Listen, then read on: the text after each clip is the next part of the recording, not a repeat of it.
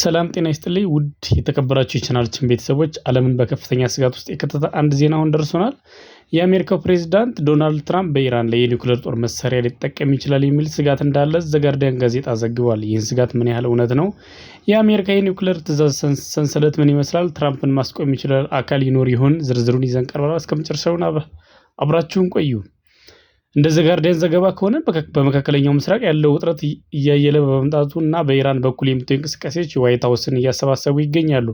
ፕሬዚዳንት ትራምፕ ከዚህ ቀደም ለኢራን ጠንካራ ማስጠንቀቂያዎችን ሲሰጥ መቆየታቸው ይታወቃል። አሁን ላይ ግን ጉዳዩ ወደ ኒውክሌር አጠቃቀም ሊያመራ ይችላል የሚል ስጋት በዲፕሎማቶችና በወታደራዊ ተንታኞች ዘንድ መነጋገሪያ ሆኗል። የአሜሪካ መንግስታዊ ስርዓት ለፕሬዝዳንቱ እጅግ ከፍተኛና አስፈሪ ስልጣን ሰጥቷቸዋል። የኒውክሌር ቦምቡን የማዘዝ ብቸኛና የመጨረሻ ስልጣን የፕሬዝዳንት ብቻ ነው። ፕሬዝዳንቱ ትዕዛዝ ሲሰጡ ወታደራዊ መኮንኖች ትዕዛዙን የማስፈጸም ከፍተኛ ግዴታ አለባቸው። በህጉ መሰረት የፕሬዝዳንቱ የኒውክሌር ትዕዛዝ ማንም ሰው ጣልቃ ማስቆም እንደማይችል ስልጣን ተሰጥቷቸዋል። ምክትል ፕሬዝዳንት የሆኑ የመከላከያ ሚኒስትሩ ትዕዛዙን የመሻር ህጋዊ መብትም የላቸውም።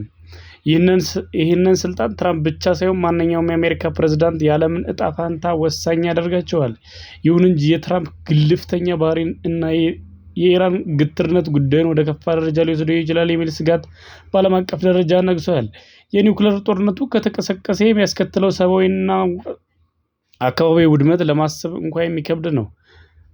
ውድ ተመልካቾችን እናንተስ በዚህ ጉዳይ ላይ ምን ታስባላችሁ? ትራምፕን በእርግጥ በኢራን ላይ የኒውክሌር ጦር መሳሪያ ሊጠቀሙ ይችላል ብላችሁ ታምናላችሁ ወይስ ይህ ዘገባ የፖለቲካ ጫና ለመፍጠር የታለመ ይመስላችኋል?